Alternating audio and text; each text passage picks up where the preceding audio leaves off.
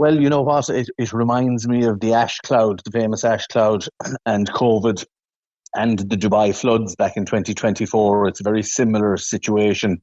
All happens very suddenly, and all flights grounded, airports closed, and you have passengers and clients stranded in different places, and you have to act very promptly to salvage the situation and rebook their flights, get them home via different routings and all of that. It's the exact same emotions I was going through over the weekend that we had all those years ago.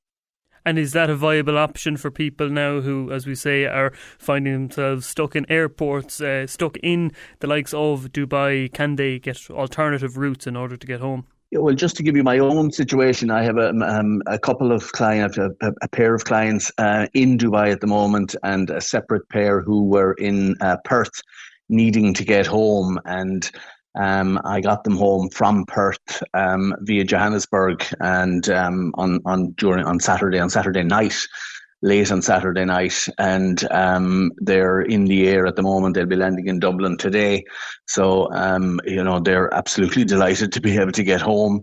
They both had to be back to work in theory Monday morning, but they'll be back Tuesday morning, and they're very happy with that. So that was good, but you have to act promptly with things like that because obviously alternative flights out of Australia to come home to, well, Ireland and the UK, I suppose, in particular, um, getting home via the US or via alternative routes, those flights get booked up very quickly. So we had to be on the ball and act very promptly and basically find them alternative routes home, and then apply for refunds on their original unused return flight. So there's a good bit of work in it. I know all of my other travel counsellor colleagues worked right over the weekend doing the same thing for their clients, particularly clients coming in Australia, stranded in the Middle East, and some people who were planning on departing yesterday, today, and tomorrow to go on holidays wherever it might be. So there's been a lot of work to it. Is that the advice you'd have for people then, to act quickly given the unsafe conditions, to put it mildly, of Dubai and surrounding areas, as well as you say, the urgency around booking before certain airlines cease their flights? Yeah, well, over the weekend, that was what was required to act quickly. Any alternative flights that were available have been pretty much snapped up. So I think we're in a bit of a pause situation now, and we just have to wait and see.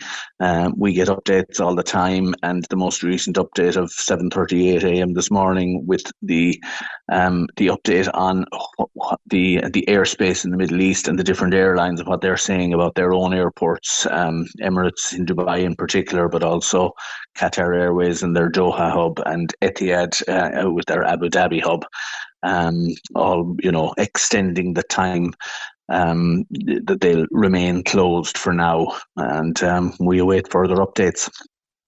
And you mentioned we're in a pause situation, and Emirates, as you alluded to there, has suspended all of its operations to and from Dubai until, I believe, 3 p.m. tomorrow. That's the latest information we have on that anyway.